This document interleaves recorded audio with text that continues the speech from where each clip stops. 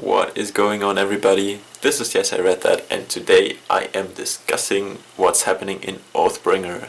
If you don't know what I'm talking about, you can check out my Oathbringer review right here. It's spoiler free, and if you didn't read the book, I will spoil things in the book right now. So without further ado, let's get into the book and let's check it out.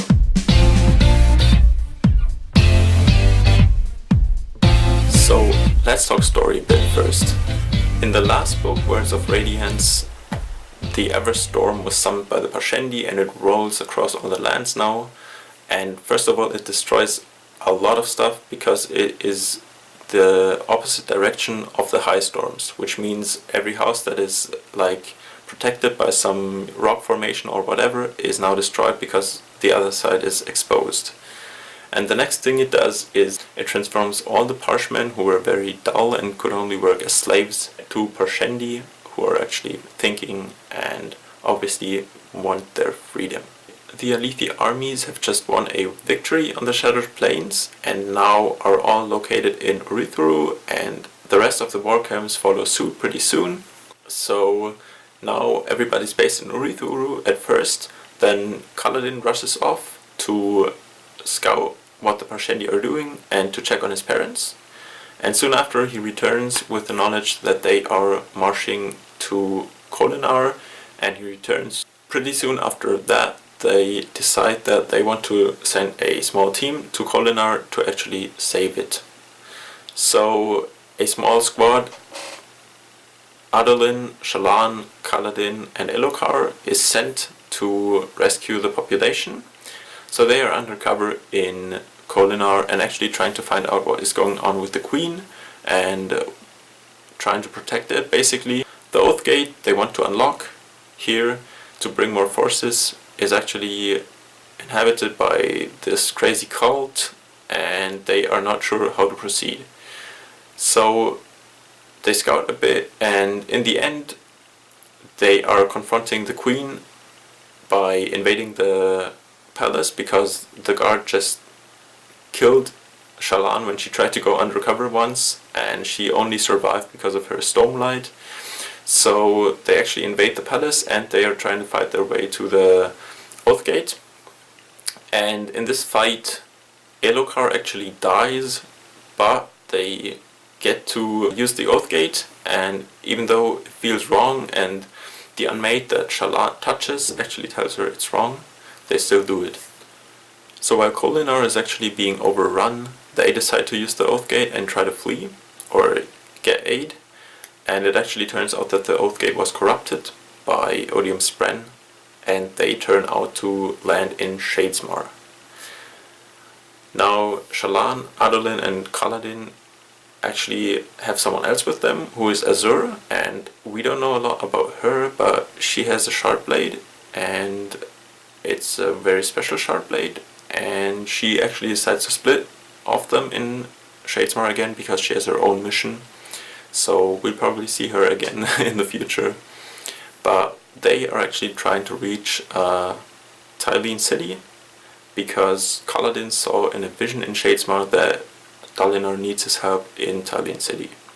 In the meantime, Dalinar is actually trying to unite all the countries, and he gets Jarkivet pretty soon because Taravangian actually follows him pretty soon. And he is now trying to unite everything, and for that needs Azir and Talina. And in this book he actually manages to convince them. In the end they realize that the Parshendi are not only attacking Kholinar, but they are also going to attack Talan City. And in this city they are trying to muster up a defense by sending Amaram, or Sadeas, how he's called now because he actually married Sadeas' wife now that Sadeas died.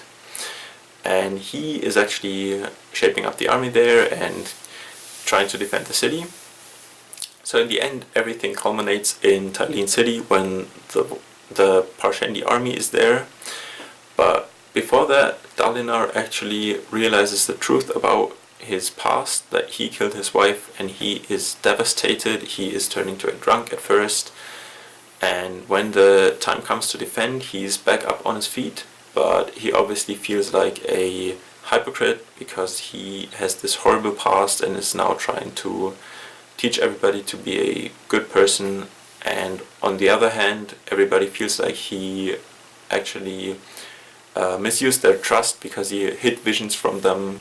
Not only that though, Dalinar also gets to know in a vision that the Voidbringers are actually not the Parshendi, but that the humans are the Voidbringers, and that the humans actually came from a different planet. They were originally following Odium, and the humans destroyed this planet with their surge binding powers. In some way, we don't know how, but they did, and then they came to the new planet, and actually they were the Voidbringers. They could not hear the voices of the music of the listeners, and that they are actually the bad guys, and now they enslaved the Parshendi.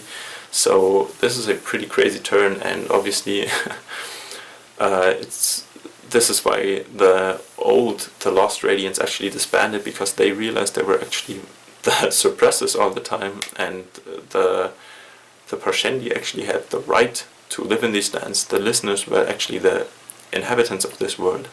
So yeah, pretty crazy turn. In Shadesmar, Culloden, Shalon and Adolin actually travel to the next Oathgate. So Culloden, Adolin and Shalon actually reach Talan City in Shadesmar. However, they have to fight an army that is stationed entirely in Shadesmar. Some fused are watching for the Oathgate, and they don't seem to be able to break through.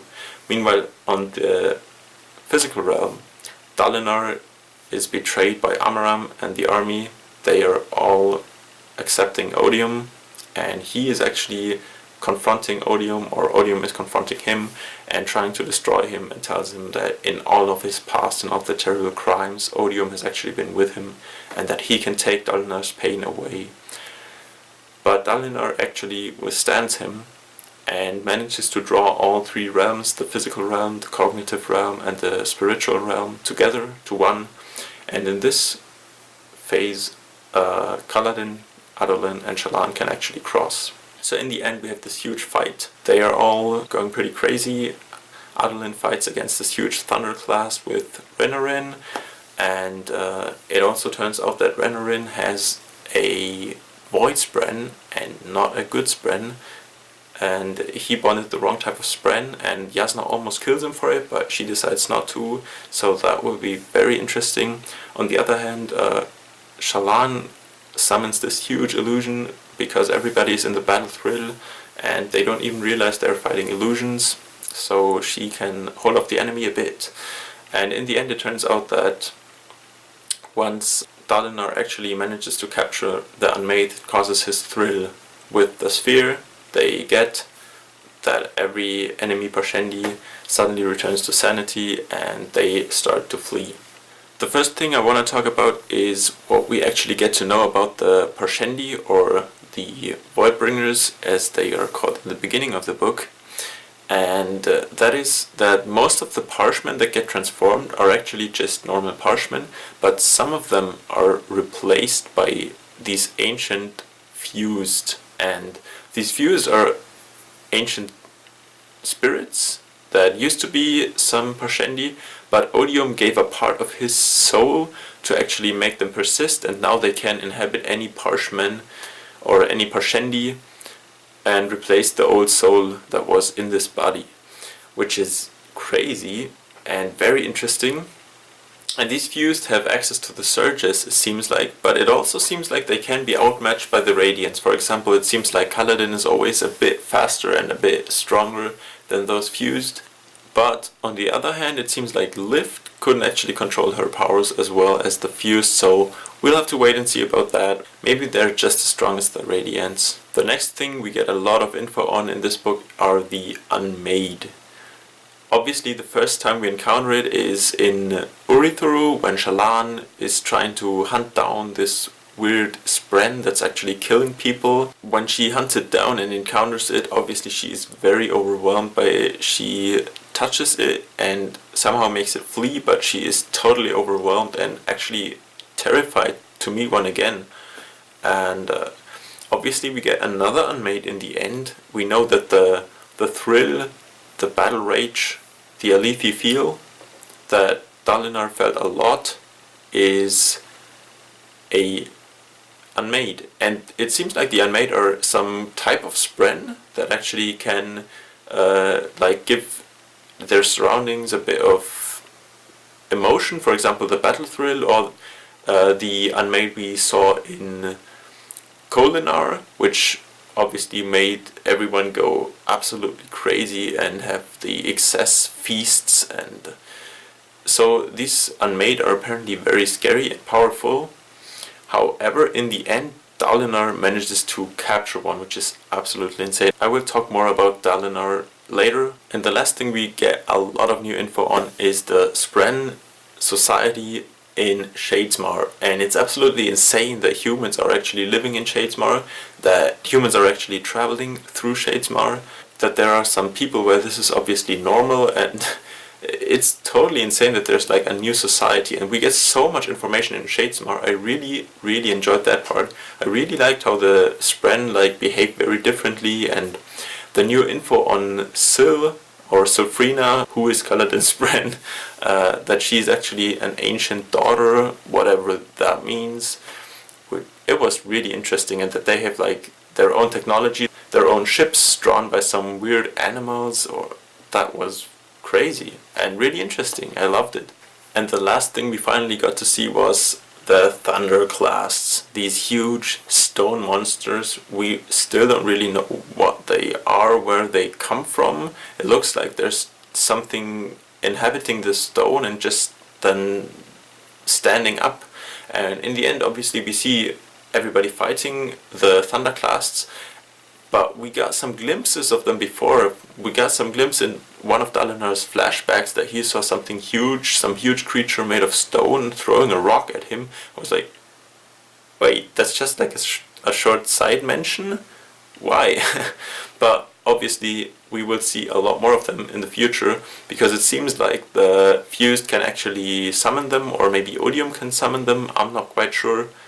But it definitely seems that way. Next thing I want to talk about are some characters. And the first one I want to talk about is Seth. Because Seth, I have always liked this character because he is very honorable. He just does what he thinks is correct. And when he was a Truthless, he had to follow this oath. A lot of people would have failed that. A lot of people would have been absolutely demolished by what he had to do. But he did it, and now he obviously is very beat down. But he also wants to get revenge, is what we later find out. And he joins the Order of the Skybreakers, which is a search-binding order actually led by a herald, and that has been alive for all this time and recruiting members all the time. And he swears ideals. We now know a lot more about these ideals. We now know there are 5 ideals, at least in the Skybreaker order, and you can unlock armor by swearing ideals, which is crazy. And obviously we have the first ideal, which is an oath, the second one is another oath, and the third one is to actually bond a Spren. So Culloden in the last book just bonded a Spren and just spoke his third ideal, and in this book he actually came very close to speaking the fourth one, but not quite. Meanwhile, Seth, with his very weird sword, let me just talk about the sword for a second. This is a sword which can think and speak in his mind, and which tries to consume him if he does not have Stormlight on him, and can put it in the sheath. That is freaking crazy.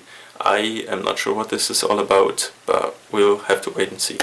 I also love how he joins up with Dalinar and how he swears his oath to Dalinar being his law. I really enjoyed that, because obviously Dalinar is a very great character to follow in this book. I enjoyed that a lot. So the next character I want to talk about is Shalon. And Shalon is actually a bit annoying in the beginning of the book for me, because in the end of book 2, when that chasm scene happened with Culloden, it seems like she was actually coping with everything pretty well. But now that she has spoken the next truth, it seems like she actually does not cope with it. She is always pretending to be someone else. She's not this genuine, actually witty Shalon. She is just switching from one character to the next, which gets blatantly obvious at the end of the book that she really has a problem when all of her characters are summoned at the same time, and they are all just switching up randomly, and it's absolutely crazy. So in the beginning she was like this hyper-reflecting, self-hating personality, and it doesn't really change till the end of the book, and she's just super snarky, and I'm not sure if I really enjoyed that part too much, but I actually liked her fight, or whatever you can call that, against the Unmade in Urithiru. It seems like she was actually absolutely terrified, but she still managed to go on against the Unmade in Kholinar, and I think that was very interesting. What I found very touching was when she actually talked to Wit, or Hoyd, and he convinced her, or tried to convince her and bring her back on the path of reasoning, and which is something he also did with Culloden. I think that's very interesting. He always seems to help out the Searchbinders. In the end, he even rescues a small Spren, a cryptic. So I don't know what he's about, but he is probably very important. So yeah, I really enjoyed that part. It was pretty emotional, and I really liked that. Another crazy character is Lift, the small girl that now is a Searchbinder, an edge dancer, and she is a bit crazy. It seems like she can actually enter Dalinar's visions, which she does once, and then she always makes some weird butt comments that his butt is too tight and that he is not trustworthy because he should have a soft butt. But in the end, obviously, she also sees the vision where Odium is actually appearing and decides to trust Dalinar, which is very good. And this way, Dalinar manages to unite all the important kingdoms he wants to unite in this book.